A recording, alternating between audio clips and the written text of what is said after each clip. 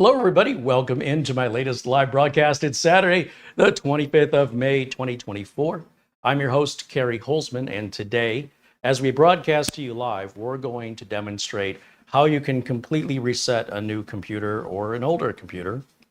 This is particularly useful if you're buying from a questionable source.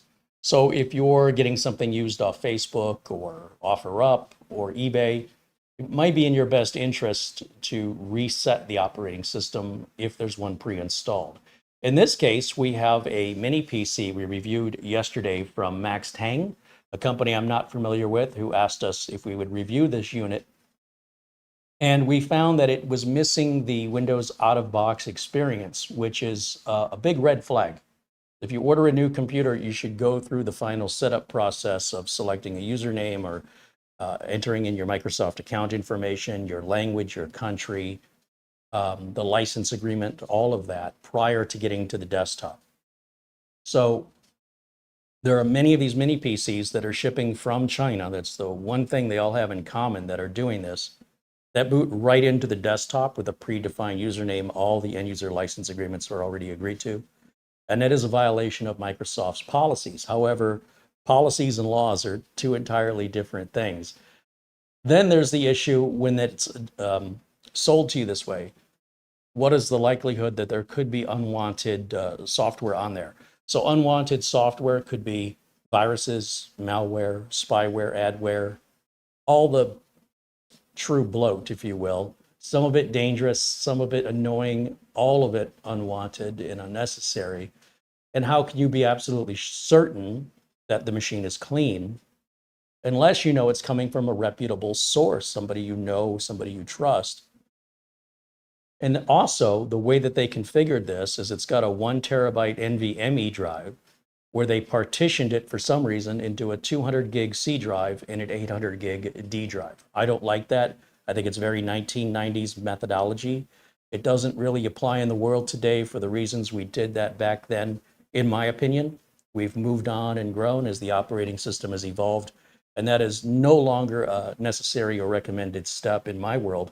So I want to completely wipe this drive clean and install Windows 11 clean, and then reinstall the drivers and the updates. Also, this computer shipped with Windows 11 22H2 instead of 23H2. And all the time we spent on it yesterday to update it and get it to current still doesn't resolve the out-of-box experience. It did find 6 pieces of unwanted adware, and Malwarebytes finds adware and unwanted programs, whereas Windows Defender is just an antivirus. So it wasn't anything necessarily dangerous, but it is something taking up resources we don't want or need. And the partition being broken in half like that is very strange, unwanted, not ideal in my world. So my only concern is that I think the reason they do this is to bypass Windows activation. Because if they're not following Microsoft's policies for the out-of-box experience, I suspect the reason for that is the license key we're using is a little bit janky. So I don't know if this is going to reinstall. Let me rephrase. When we reinstall, when we do a complete, what we call nuke and pave, we wipe the whole drive. We take all the partitions out, and this drive becomes similar to being brand new. So unless there's rootkits involved or something like that, this is a way to just wipe out all the viruses or adware or PC manufacturer configuration without the hassle of sending it back. Now, the average customer shouldn't have to do this. It's unacceptable that it was shipped this way. However, because it's coming from China, shipping it back may be a pain. Even if you order this from Amazon and they have free returns, still inconvenient. So you could just wipe it clean, reinstall Windows 11 Pro back on it. You may have to buy a product key. I don't know. Our friends over at VIP CDK Deals, very inexpensive. You actually can save money by buying a Windows 10 product key and then use that Windows 10 product key, which is currently, I think, $16.55 US, and enter that into your Windows 11 Pro if it doesn't activate, and it'll stay activated for life from that point forward. So it's not that big of a deal. However, You wouldn't expect to have to do this on a new PC. This is something I would expect on a used computer where you're buying from an unknown source. Now, I don't know that this is done on purpose or if this is done out of sheer ignorance. I don't know the intention, if it's malicious or why this is this way. I don't really care much either. So it's really easy to get rid of it. And I thought this is a great excuse to show you how to wipe a drive completely clean. And this is good if you want to sell your computer to somebody and you want to make sure everything you've got is off of it. Now, when we do this, data recovery is still possible, but most people would not know how to do that. If you're selling your computer to somebody who might be that smart, then you want to do a secure erase. We're not going to do that today. It'll take too much time. We are live. This is all unscripted and unedited, and everything you're about to see is happening in real time. I guess the first thing I need to do is fire this back up, and we'll go from there. So let me switch over to my window capture here. No, my HDMI input capture here, and put myself in a corner. As soon as I can find the corner, there it is. All right, I'll just put myself up here, and then let's go ahead and turn this on. And while that's booting, we'll make sure our keyboard and mouse are turned on. And this should be in the same state that we left it in on yesterday's video. Now, if you haven't seen yesterday's video, if you're interested in learning more about this mini PC and what led us to this video, you'll need to go back and watch that one to fully understand how we got here. But if you find yourself in a similar situation and your choice is to return the PC or just reset it yourself, resetting it's no big deal. There's nothing physically wrong with the computer. The viruses are not attached to any of the hardware. Viruses or malware, adware, spyware, it's all software. Software can be uninstalled. Now, the trick is sometimes there's a trick to getting it uninstalled. They don't want to be uninstalled, and they will often fight you on it. They can't fight back doing it this way. Again, the only thing that could really get through would be a rootkit.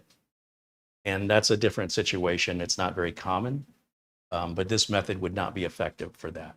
You could always pull the drive out, set it aside, get yourself a new drive that's brand new, and install it, and then install your Windows operating system. And that would also result in a clean install without any rootkits, without any viruses, without any adware, without any malicious software at all. This will do all of that, but the rootkit situation. But again, this is probably way, way more common and very easily done. One of the first things I want to do before I begin anything is I want to back the drivers up on this computer. Now, I don't have to. I can load this clean and go and find the drivers myself. But I want to speed this up as much as possible. My customers pay me by the hour, and I don't think there's anything wrong with the drivers here. Now, I've already made a video showing you how you can back up your drivers using a command line. And we can put a link to that in the video as well. And you'll see me running that. It's just a DOS command, basically, a command. What do they call that now? A command window command? You don't have to buy any third-party software. You don't have to download any third-party software, nor do I recommend you use any third-party software. That's the kind of software that puts adware. Potentially, it plugs up your system, and it may not work as advertised, and you have no recourse. If it's free, and if it's paid for, it might take days to get a response from support. If you can just do it yourself using Windows built-in tools, you'll save time, money, and you'll be consistent every time with your results. So I don't see any reason to use third-party driver software unless, again, we're in the 1990s. We're not in the 1990s anymore. So to me, anybody who still uses that today is just not letting go of the past. That's their choice, and it could be your choice too. I haven't run any driver software in years. Somehow I'm able to run a business every day and help all my customers without it. I'm sure the home users could probably be okay following my advice. However, you do you. So there are a number of different ways, first of all, before I begin. There are a lot of different ways to show you and to accomplish the end result. This is one of several ways that are all correct. My way is what I have found to be the most efficient way to guarantee or to reduce the likelihood of a support call afterwards for missing something. I'm not doing it for myself. I'm doing this for customers, and I don't make a lot of money. So if a customer has to call me back for any reason, any warranties or anything I've missed, it doesn't take much for me to start losing money, for me to have to now pay money to help the customer, right? Customers paid, they're not paying anymore. So my way that I do this is always the same. It's always consistent, and it always gives me reliable results that I can count on, so I can finish that customer, move to the next customer. There may be faster ways. This is not a race. There may be more thorough ways.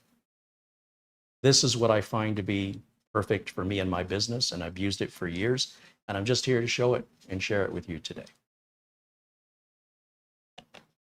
So the first thing I want to do, absolute first thing, is I want to back these drivers up. So I'm going to need some kind of a flash drive, external drive of some kind, to make a backup of the drivers and copy them externally, because we're going to need to put them back on. Remember, we're going to wipe this drive out. We're going to, we call it nuking it. Erase all the partitions, reset it back to like it was new from the factory. The drive, not the computer. The drive manufacturer doesn't know what you're going to be using this drive in. Could be a Mac, could be a Windows machine, could be an external drive, could be some device that makes an NVMe drive. So these drives are not partitioned, they're not formatted. Usually they're just completely blank for the end user then to apply to whatever hundreds of thousands of different devices can take them and use them uniquely. Most people are going to be using Windows because that's what the majority of people on the planet use, but it doesn't have to be. That's why the drives don't come preloaded with Windows. Well, that's one of the reasons. Now, I'm going to repeat some of the steps that I've shown in the previous video with how to back up drivers, just so we walk through this entire process. So what I'm going to do is I'm going to go to a full screen, because I have a smaller screen than you do at home. I have a windowed screen versus a whole screen. So what I have to do is I have to go full screen so I can see it the same way you at home see it. Okay, so it made no difference to you, but now I can see. That's part of the joy of being a streamer, is having the ability to see both what you're broadcasting and how it's being broadcasted at the same time. There's a slight delay between when I do something and when you guys see it. Now, you'll notice I have two notepad files here, two text files. One's called Product Key Explorer. I can't read it. This will pull the product key out of our Windows registry. I'm not quite sure what use that's going to actually have, because if this was properly activated, we will not have to enter the product key. It'll just automatically reactivate. I suspect the reason it booted directly to the desktop without the out-of-box experience is they're shipping all these with the same product key. So out of curiosity, if you want to pull your product key, you can open this registry entry right here, which is HKey local machine. And you can go to this location in your registry. And then if you want, you can write it down or take a picture of it with your phone, and you'll know your product key.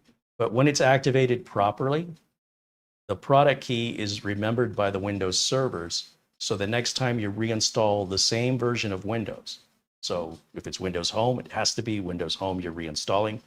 If it's Windows Pro, it's got to be Windows Pro you're reinstalling. Once you've reinstalled it without a product key, the minute you go to Windows Update and do your first round of updates, the Windows server says, hey, I recognize the serial number of this PC and the product key that was used to activate it, and it'll reassign your product key back to you and reactivate your product without you even being involved. It's all automatic. But if the product key was not activated properly or was bypassed, it's not going to do that. Remember, if the companies that are selling you the computers or the sellers that are selling you used computers are going to make $10 extra by essentially giving you a pirated product key, The reason they're doing that is so they can pocket the $10, right? So that's why they do it. So here in this text file, we've got our steps talking about the way that we can back up the drivers using the command line. So here it's telling us create a backup folder. And we can do this by opening a command line, CMD, right-click on this and go to Run as Administrator. And then we can have both these windows on top so we can see them both. The first thing it says is create the backup folder. And we can do that in many different ways, but here it's suggesting we run this command right here. There should be sort of a line break right here. And I'm going to just copy that and paste it. I can just type it too, but that makes the directory. mkdir is make directory. And then the next step would be to run this command. And this is going to grab all of our installed drivers, even the ones that Windows includes. It doesn't know the difference, so it may be a very large file. And we're telling it to basically use the PNP utility to export the drivers to the directory we just made on the C drive and push enter. And this is a pretty fast process. You'll see I don't have to use any third-party software. I despise that people do that because it's completely unnecessary detritus and potential security risks you're putting on your computer when you run that stuff, especially if they convince you to pay for it. Now it's costing you money that you didn't have to spend to do something that you could have done much faster than even downloading and installing the driver software to begin with. That's it. That's our files. Now, I'm going to type exit to get out of this, and I want to copy that directory we just made. So we'll close this out, and we're going to go to our C drive. And this is our drivers directory with all of our files. Now, make sure you have enough space on an external drive or flash drive, whatever you want to use. This is pretty sizable. It's 6.5 gigs. But we're going to go ahead and plug in our external flash drive here.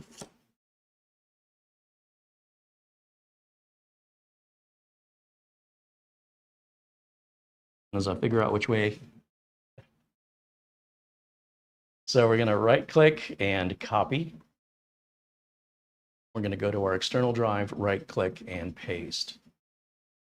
It's a pretty fast USB port we plugged into and a pretty fast flash drive. So this should only take a few seconds.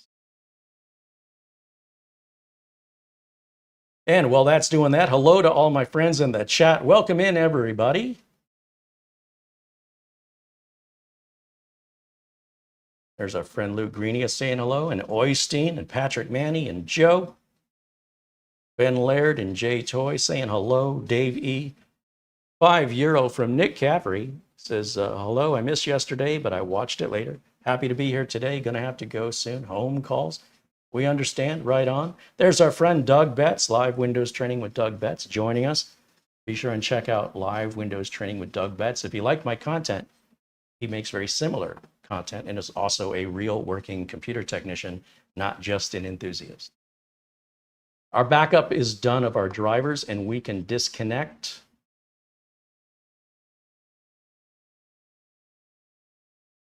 And we're going to go ahead and pull this flash drive. Don't know why. Oh, I know why Doug is green. The big reset. We're going to make sure Doug is blue in here as he should be. And Sherry McFarland should also be blue. Let me correct this real quick. Bear with me for just 1 second. Minor administrative corrections need to be done. If I don't do it right now, I will forget. Hence the squirrel moments. Got to do it before I forget. Wait, what was I doing? Too late. Already forgot. There we go. All right. Now, over here,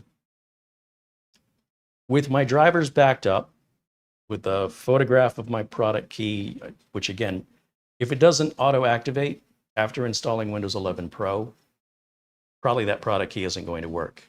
However, I don't know which way, I don't know what's going to happen. But if you buy a brand new computer and it takes you right to the desktop, you should be concerned. Now, Windows 11 and Windows 10 have a reset tool built into them, but that's not going to help us with our partition. So I find it's just faster and easier to treat this as though I just built it. It's a brand new machine, and I'm going to put my Windows 11 on it that I sourced from Microsoft. It's on this flash drive. And if you're wondering how I did that, well, I've got a video that shows you. Again, there's probably 6 different ways to do this. None of them are particularly right or wrong. It's just whatever preference you have.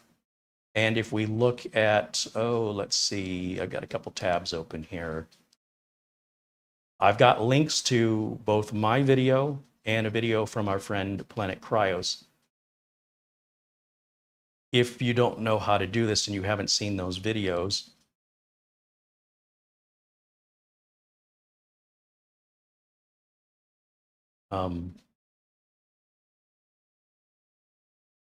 that's weird.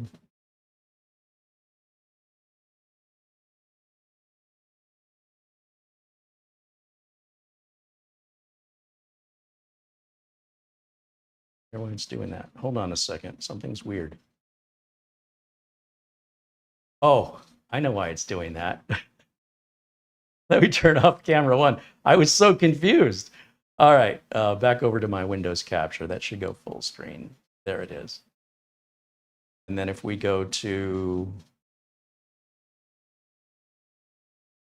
yeah, okay. So this chat is not today's chat. This is the chat from when we did this video live. This is, again, this isn't what's happening right now. That's really confusing, and that's not me in the corner right now. That's me in the corner back when this video was made a year ago. Wow, that was really confusing. Now, this, I'm using Rufus to make a bootable USB, but you can also make it using the Windows 11 media creation tool, which is free. It's from Microsoft. And our friend Planet Cryos has a shorter video that kind of walks you through that. His is almost as old as mine, about 10 months old. Both of these will accomplish the same thing. And if you don't already have a Windows 11 media installation tool, it's great to have around if you ever have to do a reinstall, or you just download and make it when you need it. You will need a flash drive of 8 gigs or 16 gigs or 32 gigs. I don't think you can, I don't know if you can go bigger than that or not. However, it's very easy to do. It's free, it's legal, and put things back the way they were. And when you're sourcing your own operating system, you don't have to worry about, does it have a virus? Is something corrupted or manipulated like you would if it were pirated or came from an unknown source? So you definitely want to get your Windows or your Office software directly from Microsoft. It's your product key you have to pay for. Microsoft allows you to download and encourages you to download the software for free, and it defaults into a trial mode. So there's no reason to not get it from Microsoft. With that being said, I'm going to go ahead and plug our flash drive in right now. And we're going to reboot and reset this computer, and I'm going to show you how we do that. So once again, I have to go full screen over here so I can see. And what we're going to do is click Start. There's a couple ways you can do this. Again, each step I show you, there's probably 6 different ways to accomplish each individual step. You might think I'm repeating myself, but I don't mean to say that there's 6 different ways to do this in general. There's 6 different ways to do each step I'm showing you. So 6 times 6 times 6 times 6, any combination therein will get you to this end result. So don't be confused if you see other channel creators or websites describing a different method. I'm just showing you the method I use, and I'm also proving to you how this method works and that this method works. I guess for everyone else, unless they have videos that are as thorough as mine, you either trust them or take their word for it. So that's why my videos are going to be longer, because I'm going to prove what I say, live and unedited. So you're going to see everything happening in real time.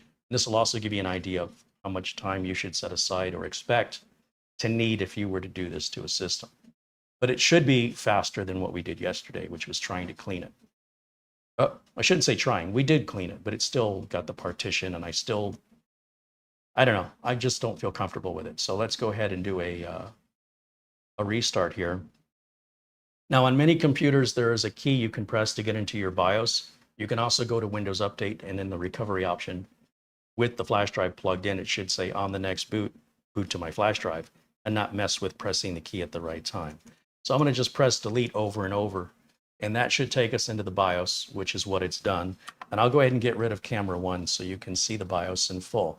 Now your BIOS is probably going to look different than this. That's okay. The options are all going to be there, whether it's graphical or text, and they're usually over at the save and exit or boot section. So as you can see over the last two options up at the top, boot and save and exit, and usually the boot override will be located under boot or under save and exit. So we can see here where the boot override is, and we can tell it we want to boot to that flash drive. That's our Windows 11 media installation flash drive, which is the SanDisk Extreme Partition 1, and I just push enter. The system automatically exits the BIOS and will now start to boot off of the flash drive.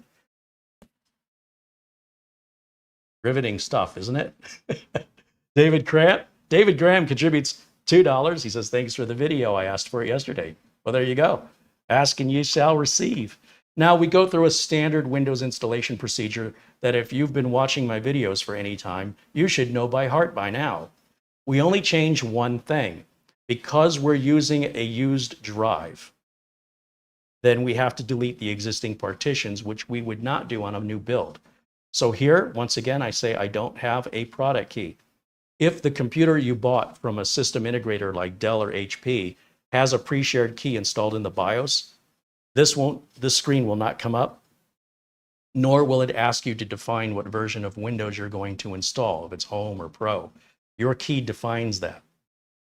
So, but the fact that this key shows up tells us we don't have a pre-shared key in the BIOS. Okay, and I wasn't expecting one from a smaller manufacturer like this. So we treat this just like any other new PC we've built, and I say I don't have a product key right down here.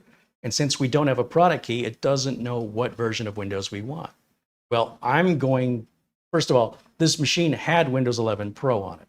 So if the product key is legit, it will reactivate automatically when we go to Windows Update after our install is done.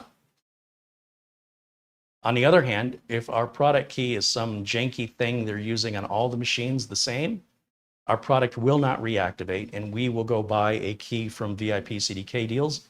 We'll buy a Windows 10 Pro key because it's cheaper, and we will plug in the Windows 10 Pro key to activate our Windows 11 Pro for life on this machine. It's $16.55. It's not a big deal. Or you can return the machine if you don't want to deal with this. So all of this is the same as what we do on a brand new build. So far, nothing's changed. We have to agree to the license agreement. And we always choose custom install. Everything's exactly the same until now. Normally, this area will be completely blank and we'll just have a bunch of unallocated space. That would be a brand new blank hard drive or NVMe drive. I don't like the way the partitions are set up on this. I also don't like that it booted without an out-of-box experience. So the best way I know to resolve this quickly and efficiently is to wipe out and start over. I'm shaking the Etch-a-Sketch right here, man. We're going to clear it out. Okay, Etch-a-Sketch is like brand new. Completely blank. This is what a new drive would look like. After that, we just continue to follow the same exact steps you've seen me do dozens, if not hundreds of times here on the channel with completing our Windows 11 or even our Windows 10 install. It's exactly the same process. This is very, very simple.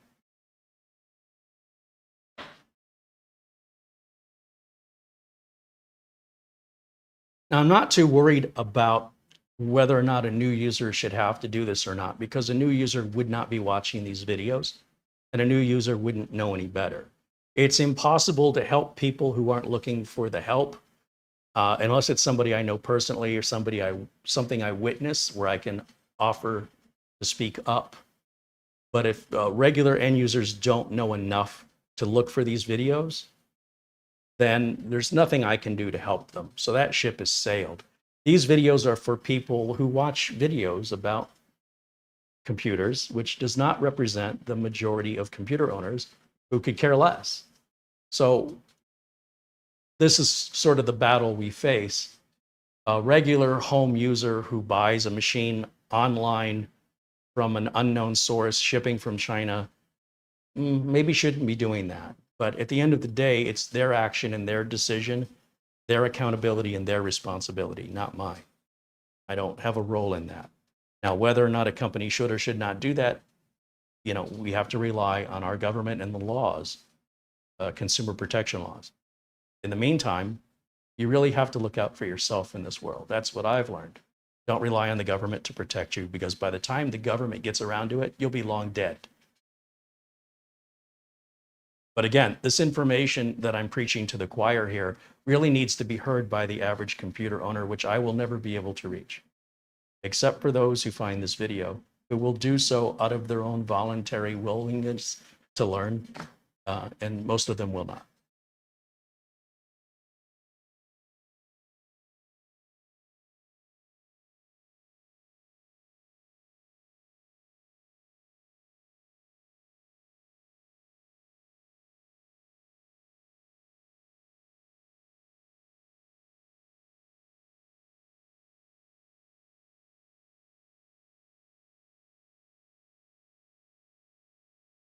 In just a moment here, we should be getting back to the desktop. Jason H88 with a $20 super chat says, "Hey, Carey and chat, I'm glad to catch a live stream. Thank you for showing us this fix. I love mini PCs."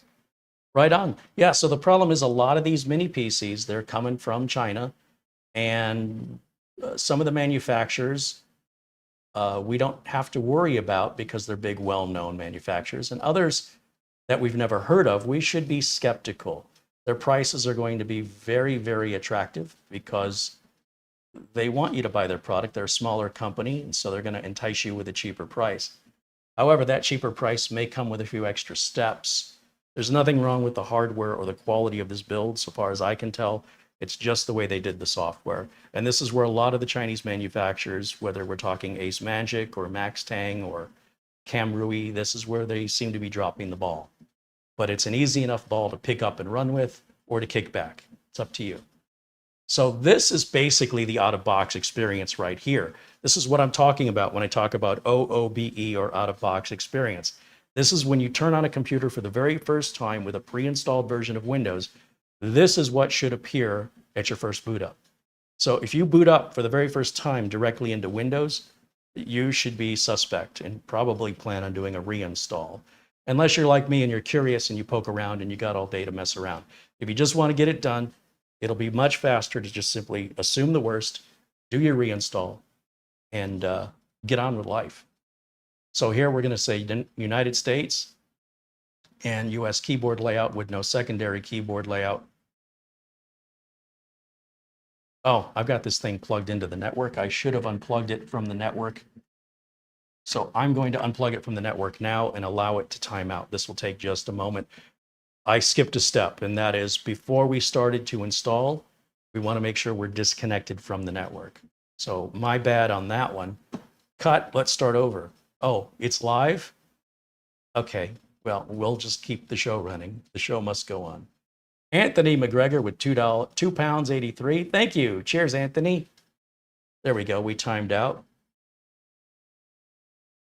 And rebooting.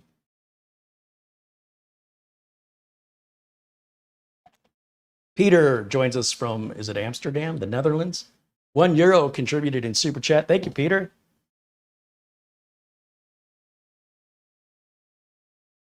So the screen we're about to see next is the same as you would see on any new Windows 11 install. There's nothing different or unique.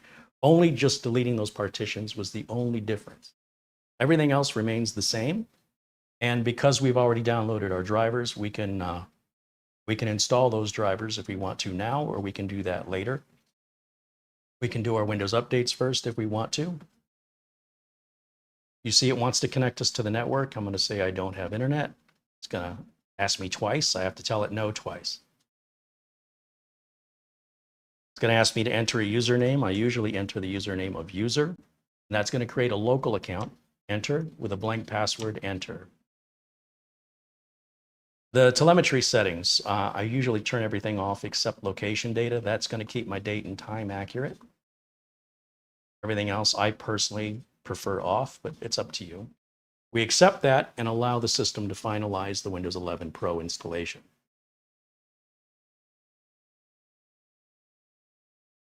Just like any other Windows 11 Pro on a brand new build, it's precisely the same exact steps, except for deleting existing partitions, which you would not have on a brand new drive. So remember, if you're buying something from an unknown manufacturer, if you're buying something used and you don't know the person you're buying it from, or maybe, maybe you do, this still might be a great step to take just to ensure you don't have problems later on. Good to set a solid foundation. In my case, it's about money. So if I don't set it right when I deliver it to the customer will call me for support, expecting free support, and for me to stop making money to go help a customer for free because I didn't do it right the first time. As you can imagine, that can be quite frustrating for both the customer and myself. Nobody's happy about that.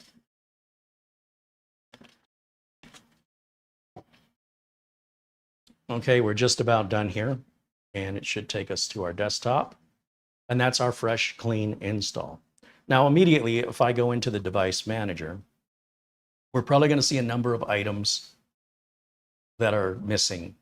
These items, there's 4 items. And if we want to replace these items, we can do so quite easily. What I'm going to do, go back to camera 1 here for a moment.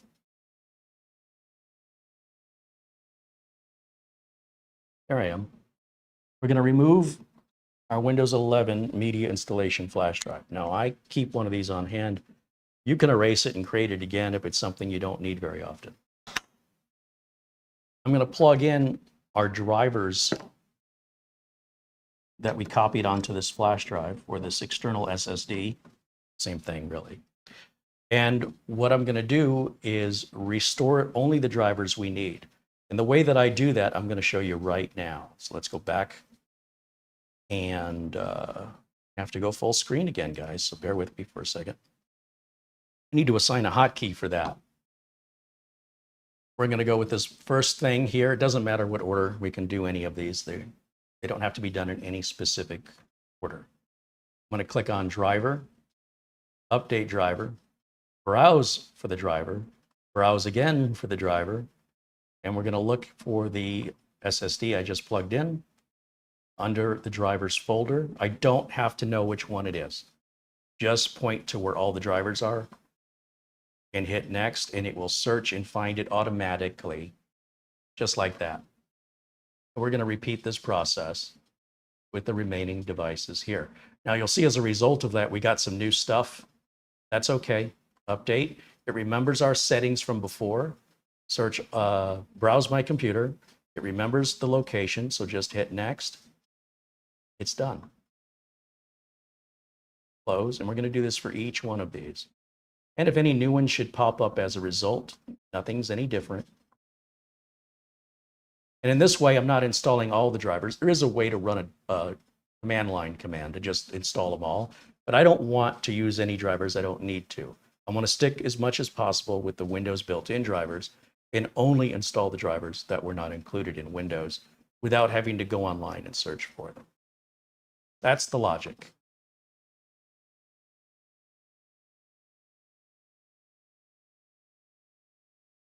So I'm just double clicking, update driver, browse my computer, next, finds it, loads it.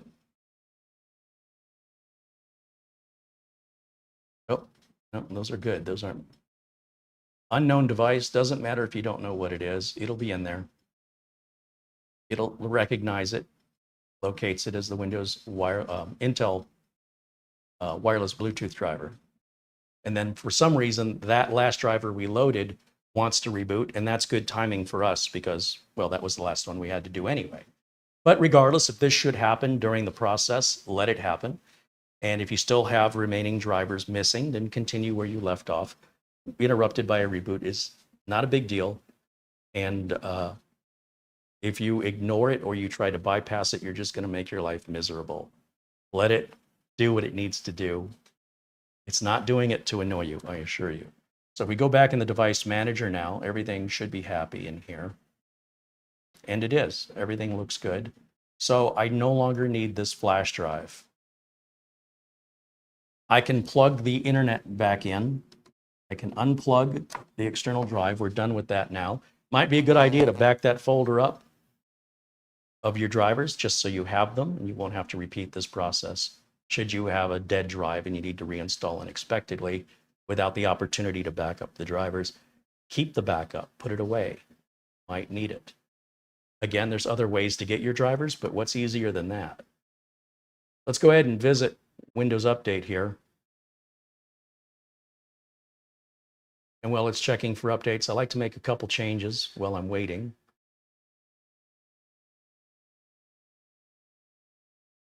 We see some optional updates here as well, which I will grab all optional updates.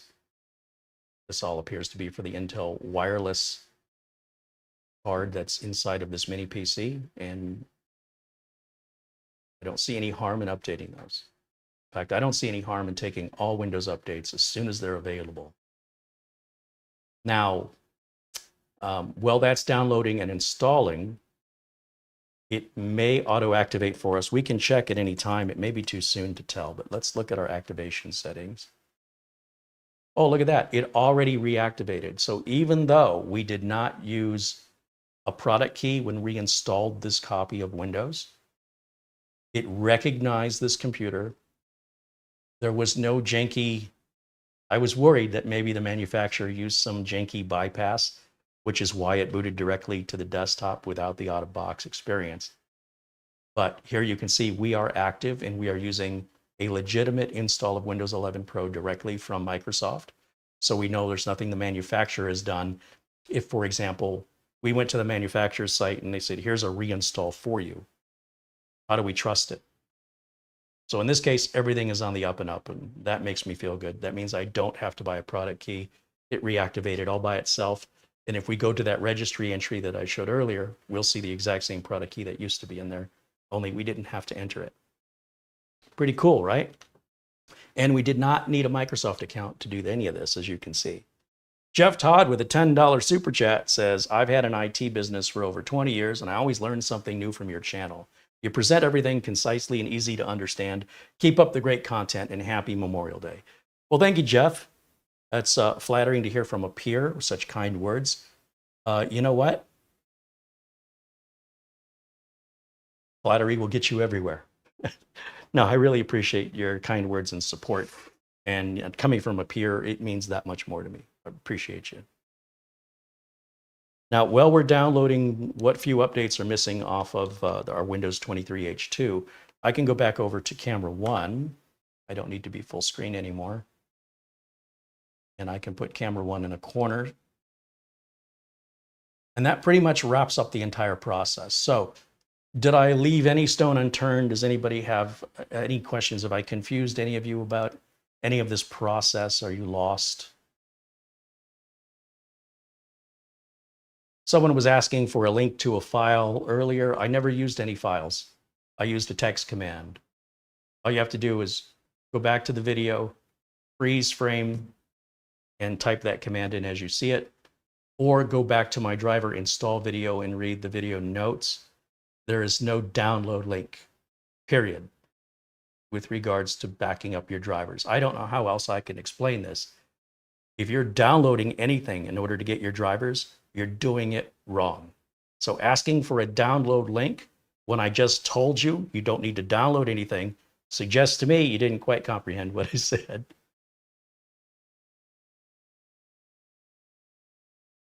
If you want the video link, you can just type into YouTube search CareyHolzman driver update or driver backup.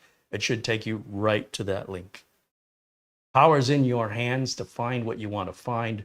Have you even tried to look, or are you just asking me because you want me to spoon feed you? I know you can type it into YouTube search. If you still can't find it, let me know. It should be pretty obvious. Now, after the video is done, I can certainly add that link to the video notes, but I cannot do it now while we're live.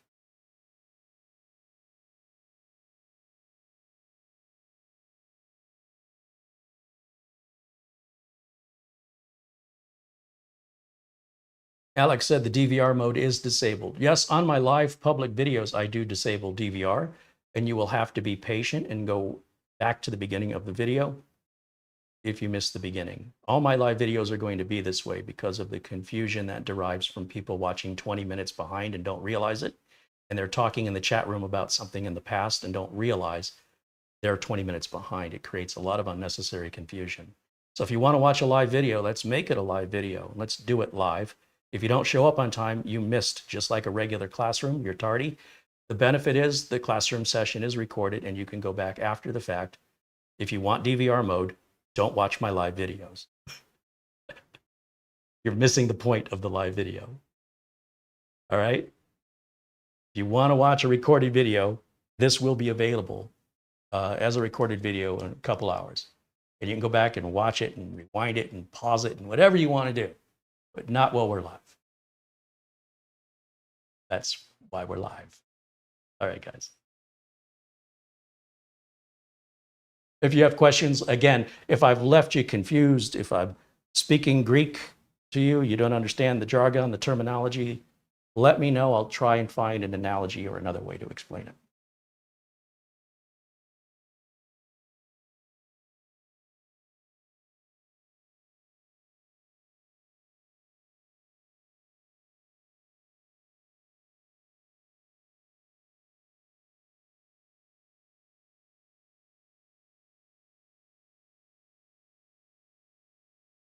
Lee Young in the chat wants to know, since it's safer to just erase the drive and do a fresh install, wouldn't it be better to order the mini computer without the drive and RAM? This way it's not infected. That's for you to decide. You're going to save money if you order the machine with the drive and RAM because the manufacturer is ordering those in bulk. They're ordering, 10,000 sticks of RAM and 10,000 NVMe drives. So their price per unit is going to be much cheaper than yours. However, if a bare bones unit is available, which with Maxtang it is, you can buy a much larger, faster NVMe drive and install your own operating system, but you will be spending additional money for that. So whatever you're saving off the price of the drive by removing, off the price of the computer by removing the drive, the cost of the computer now rises as you buy a higher performance, larger capacity NVMe, and you will have to buy your own Windows license. Suddenly, it's not such a good deal anymore for a lot of people. But that's up to you, right? Not all manufacturers offer a bare bones version. That's another thing to consider. You could also just pull the drive out and replace it at your expense. And because it came with a Windows 11 proper activation, when we swapped the drive and put a new Windows 11 install on a completely different drive, the Windows 11 activation is tied to the motherboard, so it should just auto-activate again. That could save you some money. A lot of different ways to look at it, for sure. And I think my power saving features are on. Never turn them off. So let me correct that real quick. That's why the screen went black, as the computer said, you haven't touched me in a few minutes. I'm going to sleep. Let's go down here and we'll just type in edit power. That's it. And we're just going to change this to 3 hours. Save those changes. And I don't like this little cartoony thing down on the search bar here. And the way you get rid of it is you just type in search permissions, just start typing it, it'll complete. Scroll all the way to the bottom where it says more settings, turn that off. That's it. And we just wait for our download to complete. We can restart now if we want to, but I prefer to wait until it's done.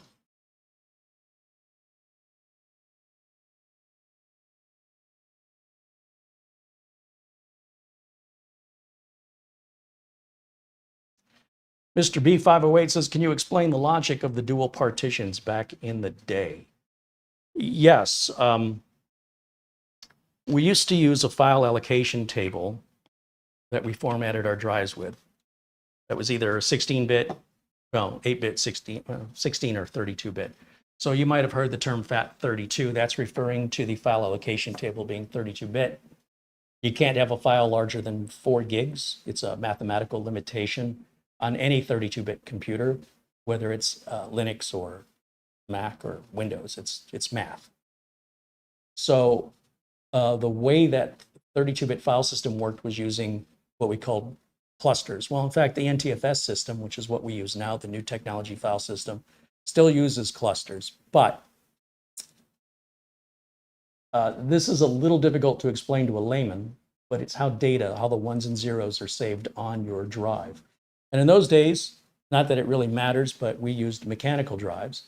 And the mechanical drives had a limited number, well, the operating system is 32-bit, had a limited number of clusters you could have on any one partition.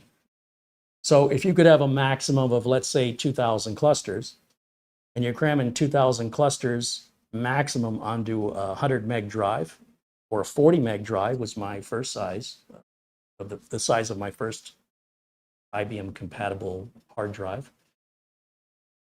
it's really not so much of a problem. But as the drives got bigger and you're still running the same clusters, same number of clusters, the clusters are getting bigger. And data cannot share cluster on FAT32. And that means that if your data is 1 bit over the size of the cluster it's being stored on, or clusters, even though the cluster can hold a lot more than 1 bit, you can't use the rest of it. What ends up happening in that situation, if you have a lot of small files, is your 500 meg hard drive is now nearly full with only 350 megs on it. Like, well, how does that work? How is my drive nearly full? I should have 150 megs left. Well, because you have too many files consuming a portion of a cluster, and the cluster can't be shared. Okay, so how do we more efficiently be able to utilize our drive space? Well, we need to reduce the size of the clusters. Since we have a fixed amount of clusters maximum, the bigger the cluster is, the more slack or wasted space we have, which isn't going to add up when you're looking at a full drive that doesn't have the amount of data that the drive can hold. So you can do that by creating a partition. And with the partition, it treats it like another drive, even though it's the same physical drive. It's like a bathroom partition between 2 toilets or 2 urinals. Still one bathroom with multiple toilets. And the partitions separate them. So a partition on a hard drive is kind of like that. We're taking one drive, making it appear to be 2. Taking one bathroom and making it appear to be 2 bathrooms. That treats it as a whole new drive with a whole new set of clusters. So now our cluster size would be half the space each if our drive size were cut into half into 2 equal partitions. You sorry you asked this question? There are some great videos. Theo Joe has a great explanation, among many others here on YouTube, that can explain cluster size and file systems. And this is a file system issue. Now, there's still another file system we haven't talked about that should be replacing NTFS. We're not sure when. And Microsoft's got it in the works, and it's been, I think, utilized in servers. And I think it's called the, oh gosh, I've forgotten the name of it, RTFS? And it just keeps evolving and improving, but the file systems don't improve as often as video cards and CPUs and hard drives and things like that. Now, another reason that people would partition is they'd have to reinstall their Windows on a regular basis. Earlier versions of Windows prior to, say, Windows 7, they'd build up a lot of Windows rot, bit rot. And that meant just over time, programs would leave a lot of crap behind and the system would become unstable and slow. And the easiest, fastest remedy for that is to just wipe it out and reinstall, such as we did today. But then people go, what about my data? Well, people back then especially were even more ignorant of making backups. So this idea was, if I put my data on a partition, I can reformat my C drive without affecting any of my data. But if you made a backup like you're supposed to and you weren't such a sheep, you wouldn't be in this quandary to begin with. It's really stupid.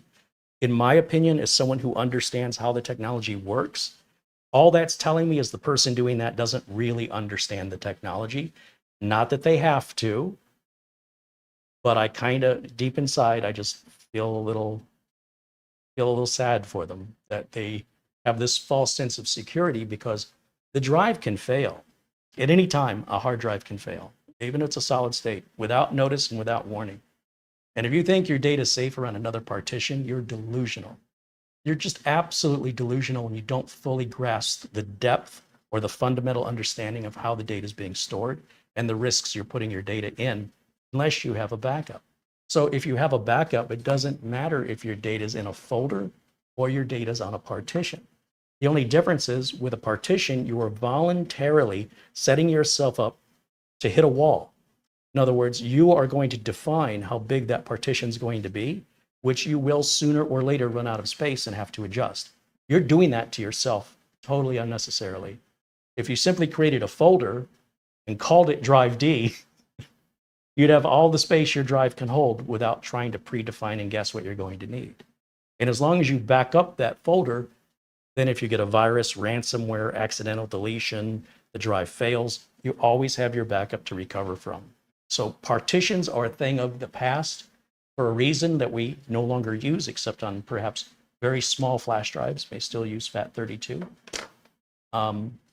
It's still around in use on smaller portable media. It's sometimes a bit more efficient to use it. It's not so, it's not a journaling file system, so it's not so talkative. However, it's very inefficient. It's more efficient on smaller drives. Wow, we got into the weeds on that one, didn't we?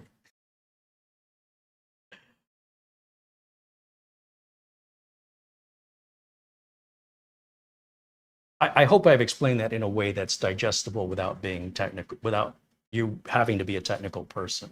But again, there are entire videos just talking about file systems if you really are craving more information, as well as a great Wikipedia article about it as well. But I appreciate the question. It's a fair question. And are we ready for a reboot? What's it doing? I have to go full screen. When I go full screen, I can't see the, well, I can't see the chat over here. I still have it over here. We're still installing. Okay. Okay. I just want that to finish before I restart.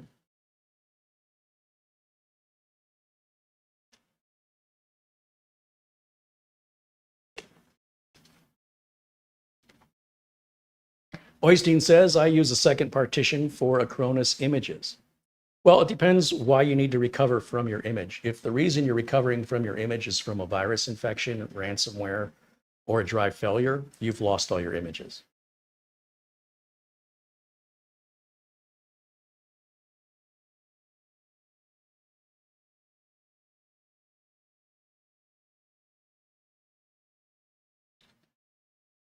RLD411 wants to know why I always update the latest BIOS. Well, I'm a system builder. I'm in this as a professional, not as a hobbyist or an enthusiast. So the things I do may be different from the things that you do. The reason why updated BIOSes come out usually involve feature updates, security updates, and compatibility updates with new CPUs and RAM. Anytime my customers have a problem, especially within the first year, it's covered under warranty. That means I have to pay for the repair out of my own pocket. That means I have to do the work for free. And while I'm working for free, I can't be doing work I'm billing for at the same time. So I always update the latest BIOS before I sell a new computer or anytime I update one of my clients' computers as a part of my service, so that we don't get a support call that requires us to update the BIOS to fix. That's why I do it. I'm proactive. I am not reactive. It is a choice I make in order to stabilize and be consistent with the support and customer experience I offer to my customers. I don't wait until I need the BIOS. I always put the latest BIOS on. Then any need to update the BIOS later is completely removed from the possibilities of what could happen in a support call. That's why I do it.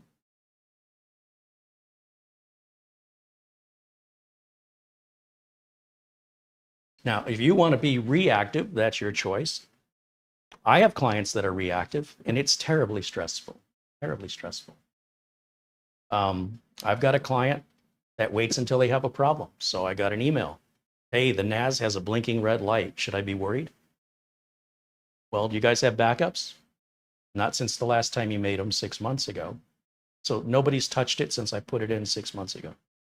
No, it's just sits up there on the shelf, and now I see a blinking red light. But okay, you should treat that blinking red light as a self-destruct sequence warning.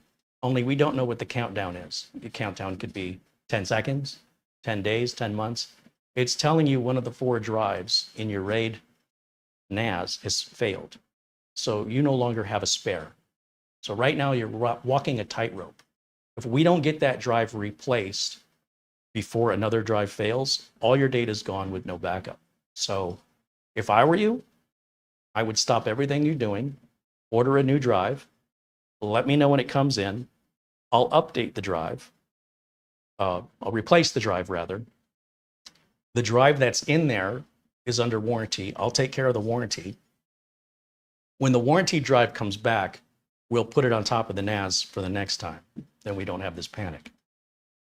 But it's a holiday weekend here in the United States, and nobody's in the office and nobody's around. So we have to sit and hope things will be good until Tuesday and that there's no other drive failure between now and then. It came without warning or without notice. It just suddenly stopped working and it no longer appears in the NAS. I was able to log into the NAS remotely and take a look with the customer's assistance because they're reactive. I don't have access to it otherwise. I also saw there was a firmware update, at least one that's missing, that's asking for permission to install. So without anybody doing any active maintenance, this creates a very stressful situation that has happened at the worst possible time that nobody is prepared for. And thank goodness he told me and he noticed the red flashing light. Because otherwise the next call would be, doesn't work anymore. And I'd say, well, 2 of your 4 drives have failed. Let's go ahead and replace the 2 bad drives and recover from your backup. They say, but we don't have a backup. Or the backup we have is 6 months ago. Well, we can recover from 6 months ago and you just lose everything you've done in the last 6 months. This is why I offer managed service to my clients so they don't have to worry about this stuff. I take care of it. Home users, you're on your own.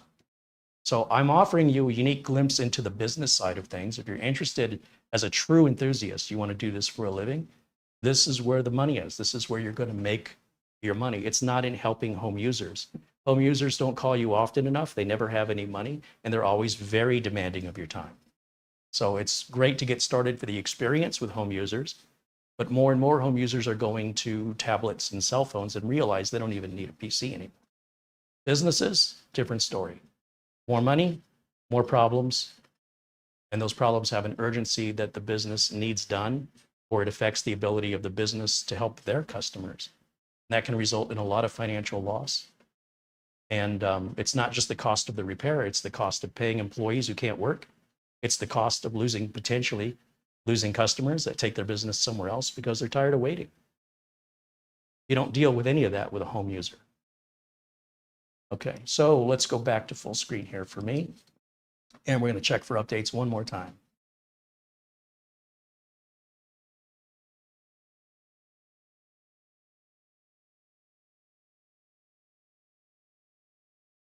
Here we go. Again, if you have questions for me, this will be the time to ask. We're going to wrap up today's video here shortly because we're pretty much done. That's all there was to it. I mean, if I cut out all the chit chat, we probably would have had this done in 20 minutes sooner. All right, so just bear that in mind. It's not a race, but it's also not a big deal. If you compare the malware scan that we did yesterday, took what, 40 minutes? This took about the same amount of time, but with guaranteed results. We don't have to worry about any other things we're going to find later. We've already been proactive instead of reactive by resetting and taking control of it now, resetting our foundation and knowing that what we build on that foundation is solid and there will be no surprises. Unless a part fails, which does happen, we're trying to reduce the odds against us for a support call.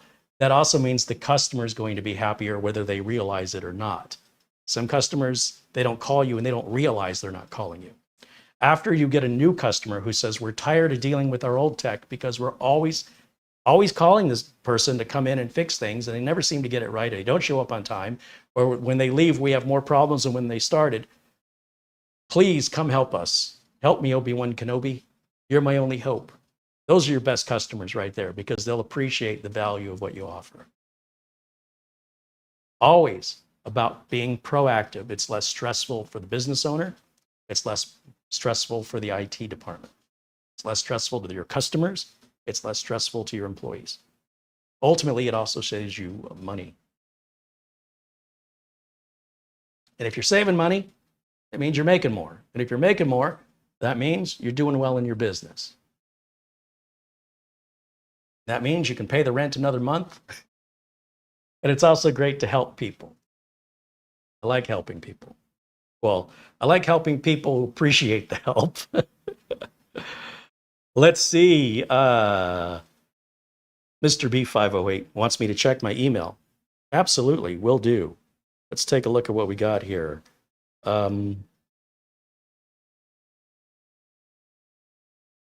We have $20 from Mr. 508, Mr. B508. Says, I'm contributing for your excellent explanation on my partition question. Right on. Well, thank you, Mr. B508. We appreciate you very much. Frankie B sends a very generous Amazon gift card, PayPal contribution. Frankie B. We have a couple of folks in this community that are profoundly generous and supportive. And Frankie B, Oystein, Buster, Peter Lycock, as he's known in the chat room.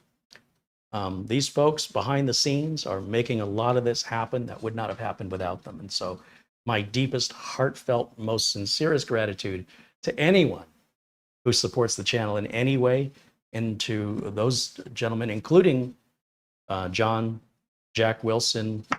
Boy, there's so many others that I don't want you to be upset with me if I fail to mention your name, but if you are, you let me know, because I absolutely want to give credit where credit is absolutely deserved, and I want people to know these videos are free to the public because of the generosity of the community.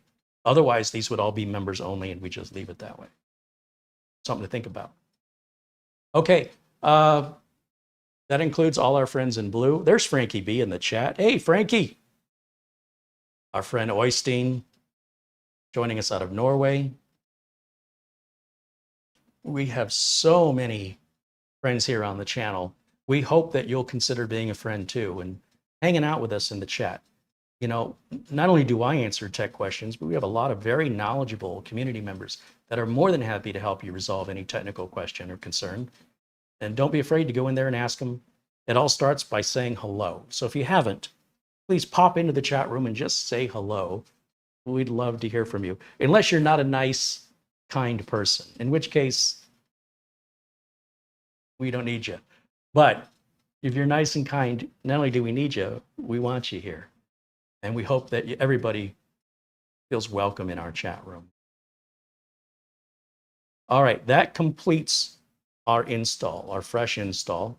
Everything looks good here. If I go back to full screen one more time. This is more along the lines of any new build that I do. In fact, it's precisely exactly the way any new build I do. If I go down here to the device manager, just double check one last time, make sure everything's happy in here, which it should be, should not have changed, right? We're good here.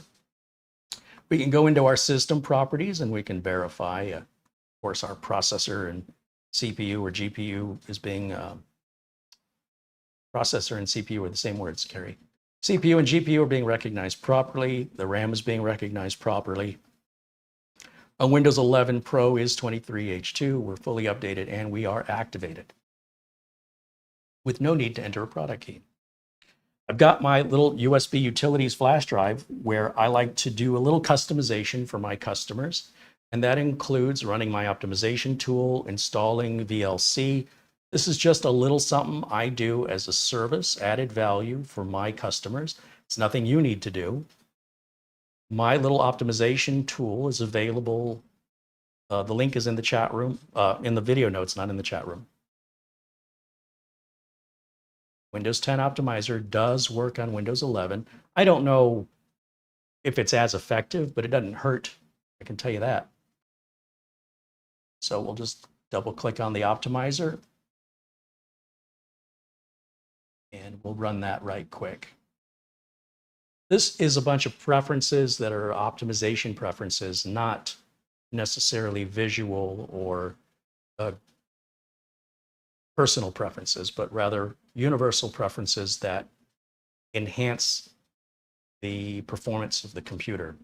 Now, how much it enhances it is hard to say. Depends how the user uses the computer, how sensitive they are to noticing any speed difference. But what I can tell you is it doesn't hurt anything. It's completely safe to run without any negative ramifications now or in the future.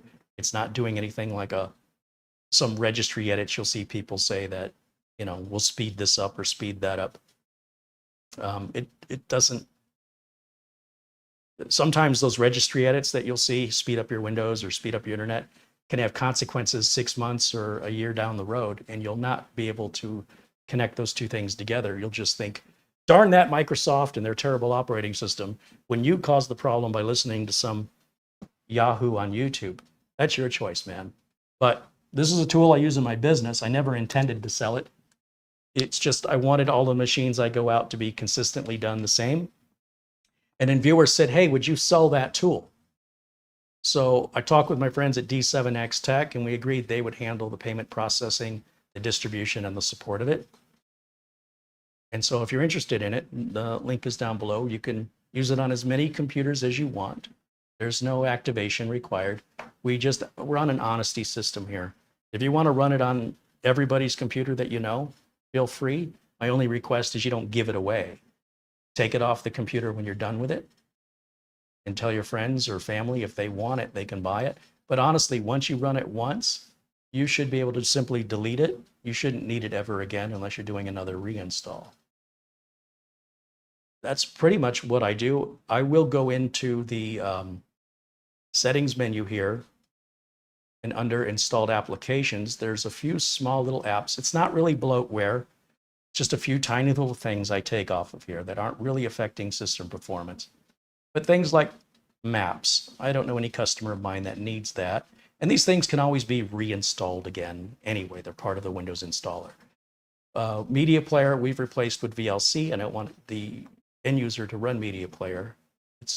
VLC is much more reliable. Microsoft News, we don't need that. See how fast this stuff comes off? It's really not a big deal. It's just not bloat. Bloat is something you'd be waiting and waiting for things to come off. Movies and TV to me is kind of the same as media player. I don't know why they're separated out like this, but I take it out because again, VLC replaces it. This Office installer is just a confusing thing for people that install Office on their own because this will stay here and then they don't know which Office install is their install. So to avoid confusion, I take Office and Outlook out. Typically, the customers will provide their own. And then when they do, they'll have 2 Outlooks and 2 Offices, and it gets really confusing. Solitaire can come or go, depends if it's going to a business. If it's going to a business, we typically uninstall it. If it's going to a home user, we typically leave that alone. Again, anything I remove can be reinstalled very easily. We can go and remove this Xbox and Xbox Live. Again, I've never seen a customer use these. None of my customers anyway. All the years I've been doing this, never once, not a single time. Some people like to look at the weather. That's it. It's just, again, it's not bloatware. Some people want Microsoft OneDrive. That'd be the closest thing to bloatware is Microsoft OneDrive. But some people want that.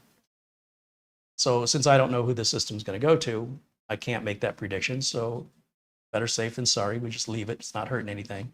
These icons I don't want, I right-click on choose uninstall, and they come off in seconds.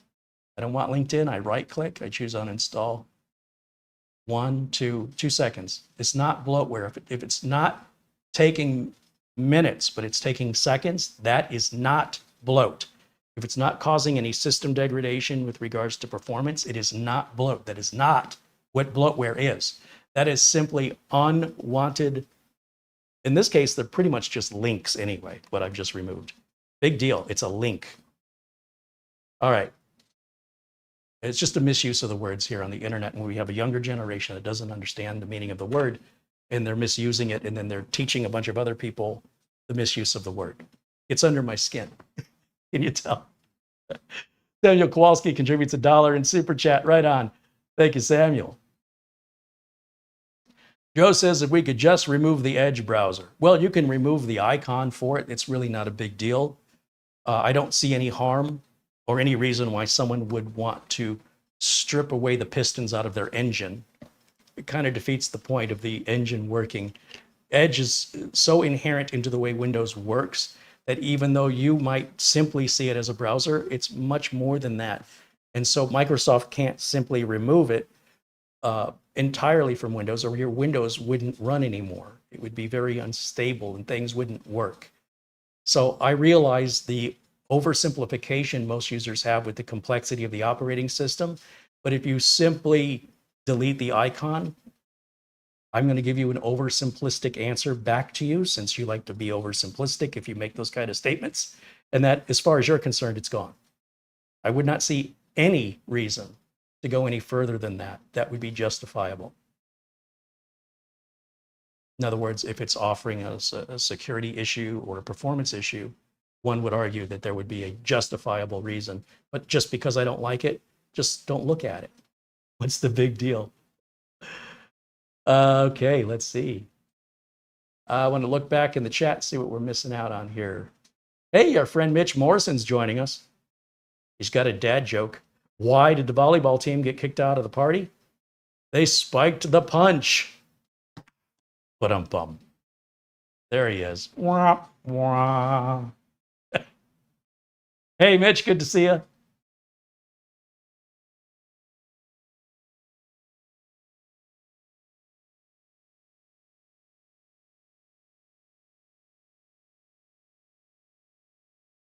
Shop Persian Rugs renews their membership. Now a member for 6 months. Says, I'm catching a few minutes of the show on my work break. Hope you all are well. Well, thank you. Thank you for being a member and for supporting us here. That's Shop Persian Rugs.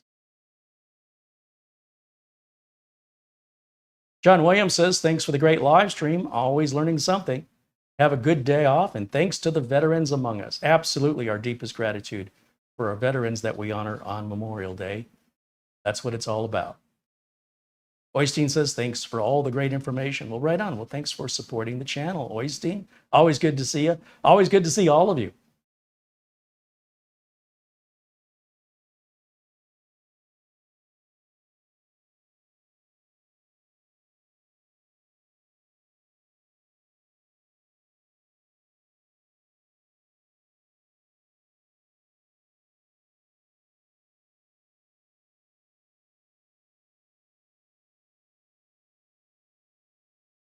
Dustin in the chat says, I think my solid state drive might be going bad. I'm seeing a lot of block errors.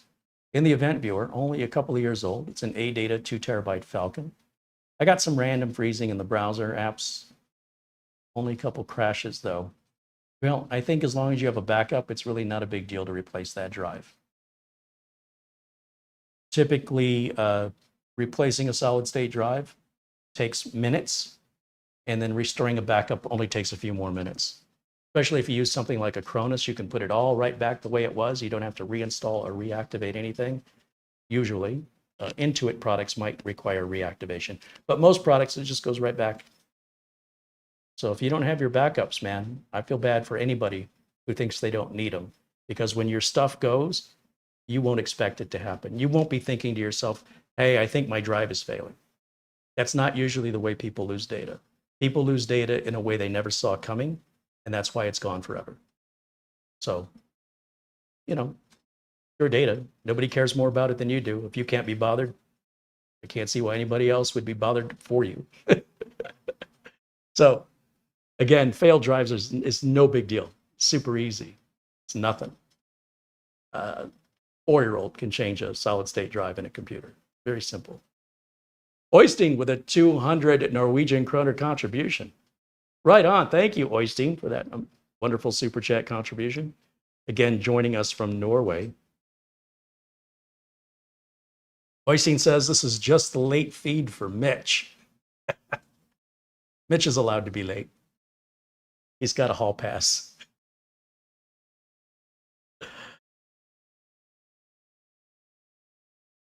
Robert Cronin says, I salute all of our vets. Thank you for your service. I think that goes for all of us, for sure. Absolutely. Our deepest gratitude and appreciation for our veterans that give us this freedom, allow us this freedom. We can do this.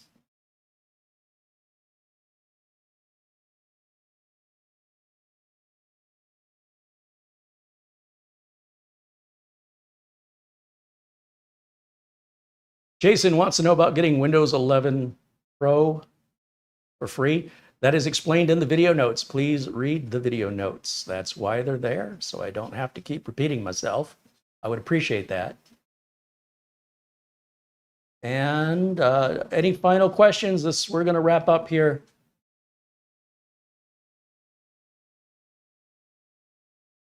Did I miss anybody's question? If so, please repeat it in the chat room and we'll handle it right now.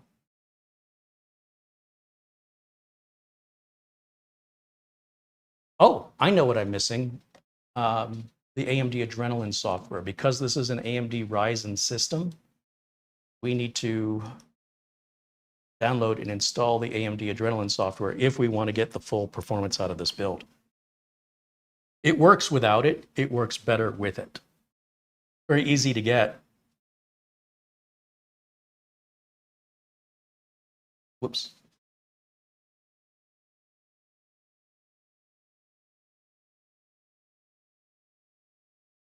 Just go up here and type AMD Adrenalin. And then we'll go on this first link from amd.com. Download the software for Windows 10 and 11. And then that's going to download behind my picture where you can't see it. So I'll turn off camera 1. Remember, I do have a pretty slow connection speed here. So things may take longer for me than for you watching, depending on what kind of connection you have, which I can only assume is better than mine here. With that downloaded, we can open the file and begin to install that. I can't believe I forgot about this. Highly recommended if you run an AMD processor that you install and keep updated the AMD Adrenalin software.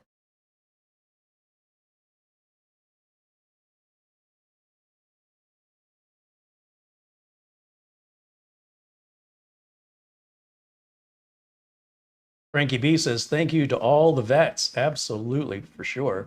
Sherry McFarland said, my kids who are in the service keep telling me that Memorial Day is for those who have passed away, and Veterans Day is for our soldiers and veterans still living.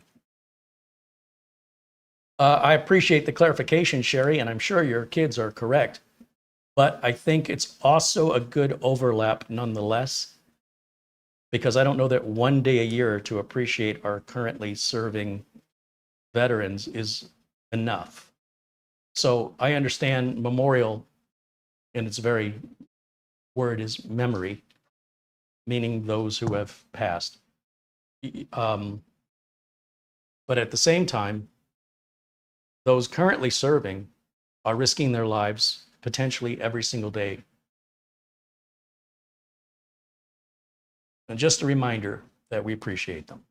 And of course, those who pay the ultimate price.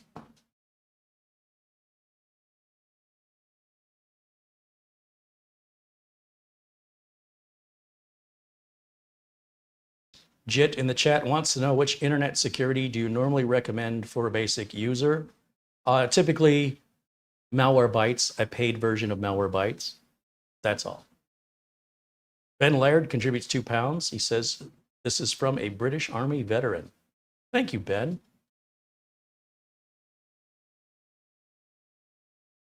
And Ben joins us from Scotland.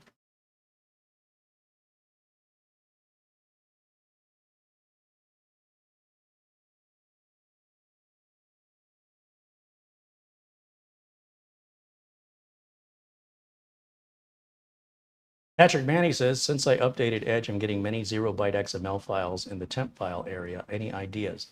I've not heard of that problem, Patrick, but I don't understand why it's a problem.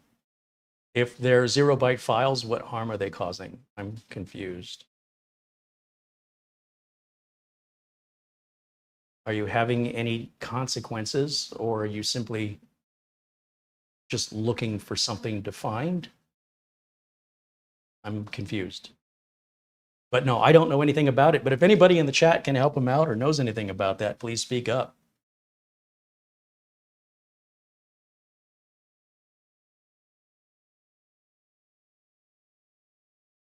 Bring back camera 1 now, since I'm not worried about covering up that corner. Here we go.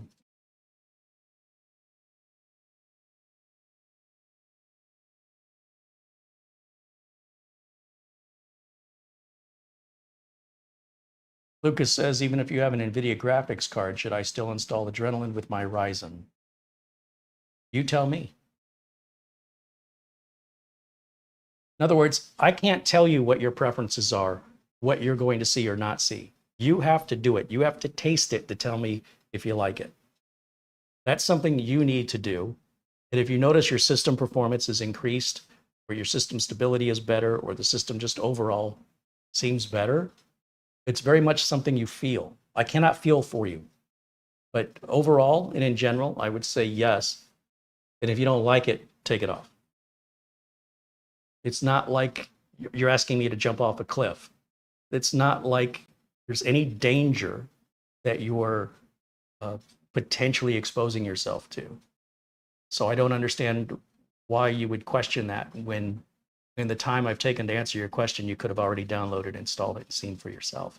And at the end of the day, it's what you think about it that matters, not what I think about it. 3D Everything contributes $10. He says, this is from a Royal Netherlands Army veteran.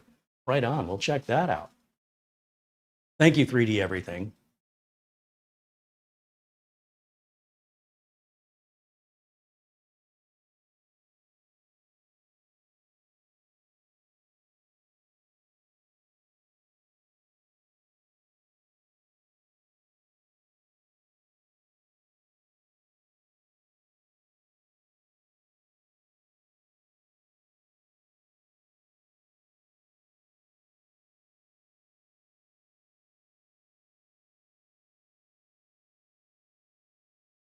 Did we just let Windows install the drivers instead of backing them up? That's what Jeff Todd in the chat room wants to know.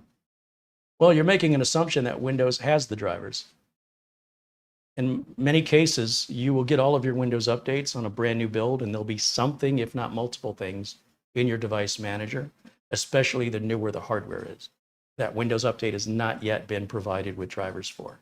So if you want to have those items have drivers assigned, you will need to provide them. Windows Update works great with older computers in that regard. Overall, there still may be some items that Windows Update will not provide drivers to, but you'll see that mostly on new systems. The system that I'm working on is the Maxtang. It's a brand new computer from this company, and as such, there are some new drivers on it that take about a year or two before Windows will get those drivers and provide them. And they don't have to. A company has to voluntarily provide them at no cost, but a lot of companies can't be bothered. So at the end of the day, it's really up to you. If you don't want the drivers to load because it's, you know, something you don't use, or you don't care about the performance, you don't have to load them. I mean, you don't have to have air in your car's tires either if you don't want to. Sure, your gas mileage goes bad, your ride quality goes down, your stopping distance goes to crap. But if you can't be bothered, don't be bothered. You don't have to do anything you don't want to do. There are good reasons to do it, but you still may not be wanting to do it. I'm going to grab another Gatorade here that's colder, and then we will reboot this as soon as it's done. And then we'll wrap it up for today, barring any other questions.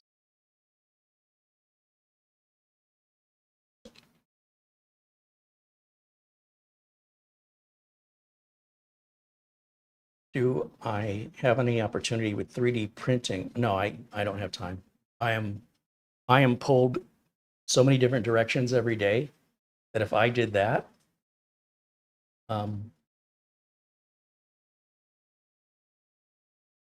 something else would have to go. Like in order to put anything else in the basket, something in the basket would have to come out. So it's faster for me to simply resolve the problems as I always have, in the way that I always have done. 3D printers aren't solving anything for me. It's not like I said, man, in 1985, if only I had a 3D printer. No, I continue to fix things, and have always fixed things, and have gone my whole life without using a 3D printer. So it may be a case of ignorance is bliss, but I don't have the time or the money or the wherewithal to take that up. not without sacrificing something else in exchange. I don't see the reward for that being in my favor.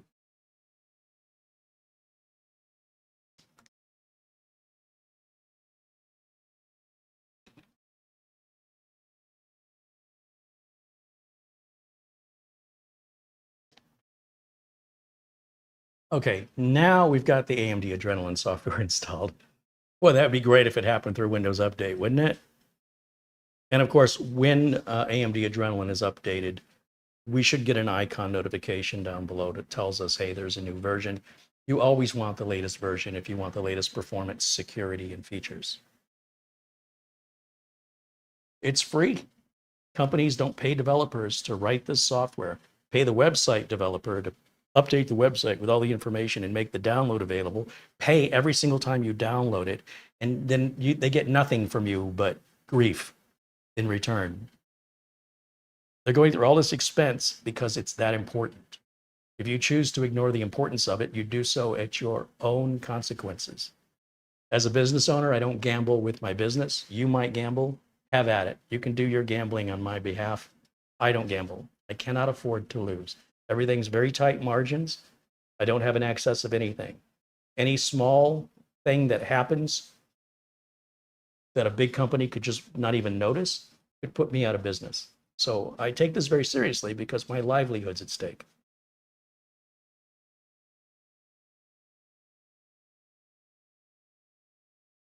Claudio says hello. Hey, you're just in time for us to wrap things up.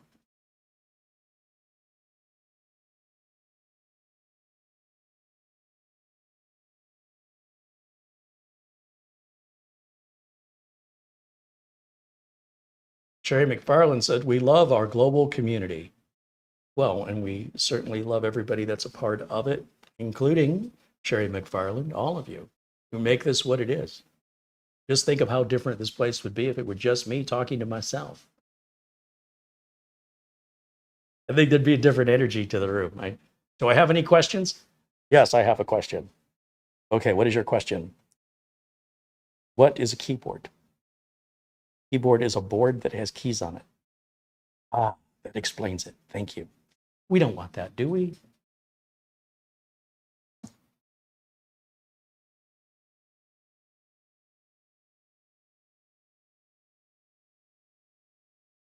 All right, guys, that's going to wrap it up for me for today. Thank you again for joining. I hope you found the video helpful. Thanks again to our friends at Acronis regarding the discussion of backups. They make it free to make your backup. When you download Acronis, you get a free trial. The free trial is good for, I think, 30 days, 50, I can't remember. But the good news is once you make your backup, even if you don't buy Acronis, you can always restore for free. You just can't update the backup anymore, unless you pay for it. Our friends at RoboForm, also, they're a password manager. I couldn't live without them. I've been using Acronis and RoboForm, two unrelated separate companies, in my business and in my personal life for, we're getting close to 2 decades. So they're not somebody new. And they're offering you guys 30% off. In RoboForm's case, it's if you're a new RoboForm customer only. It's a bargain at full price for both products. And our friends at VIP CDK Deals, if I was going to need to buy a Windows key, I would buy it from them. And I do. I've bought a lot. If I need a Windows 10 or a Windows 11 or an Office 2016, 2019, or 2021 Office key, they sell legitimate, guaranteed to work Office keys and Windows product keys for like 90% less than what Microsoft wants. They have great customer support. And many of the people in the chat, part of our community, have used them in the past. So if you don't believe me, ask them. And just know anything that we promote here is guaranteed by me personally. So following all the little details, I'm not just promoting products that are paying me. I only promote products I use myself that I think are a great value. And those products have to offer you guys a discount. If they don't meet those requirements, we don't promote them here. Just so you know. Also, the careyholzman.com merch shop is back up and running. We did have a problem with the database, which my sister has corrected. And just as a reminder, she takes care of all of that stuff. I don't really control any of that. So at careyholzman.com, right up here is our browser, our URL for our browser. And as you scroll down, these are the current products we have in inventory. These lighters are one of a kind. Each one is different. These mouse pads, we do designs. I think we print out or have made a few dozen. And once those sell out, we have not done a reprinting. We change the design. And then, of course, the case badge, what everybody asks about. We also have some pop sockets for the phones, some Go Faster stickers, and some cardboard drink coasters in black or in white. All these prices include shipping worldwide, literally anywhere in the world. But I want to remind you, I don't do any of the handling of the products, from accepting the payment to packaging and shipping. My sister handles all of that. So any questions in that regard, well, you can direct it to me and I can forward it to her. But she certainly stays on top of it. I was getting really behind. People were ordering stuff and I wasn't shipping out for like 6 weeks. Just couldn't find the time. So now she's much, much more expedient. She'll get it shipped out right away. So those of you that brought that to my attention that it wasn't working, thank you for that. We've got it fixed. And as I mentioned, many of the items are simply one-of-a-kind items. And when they're sold out, they're gone. Maybe they'll be replaced with something else. I don't know. We'll see how it goes. It's a great way to show your support of the channel either way. And I think that's going to wrap it up. Thanks to Mara for her help when she does all of our thumbnails and video notes, and she'll be getting, I've got a temporary thumbnail on this video. She'll update it later. And of course, our friends over at Acronis RoboForm, VIP CDK deals, and to all of our members, all of our friends in blue, and every kind person that joined us in the chat room today, which is all of you as far as I can tell. Thank you again for being so cool. And if you've watched this video after it aired live and you have other concerns or questions, leave it in the comments section below. And perhaps one of our other viewers will respond to you. Or save your question for our next live video. We do our best to answer live questions rather than offering free support offline, which is typically how I earn my money. All right, guys. Enjoy the rest of your Memorial Day weekend for those in the US and everywhere else in the world. Well, I was going to say your extended weekend here in the US and your regular weekend everywhere else. Stay safe. We'll see you all very, very soon. Until next time, bye for now.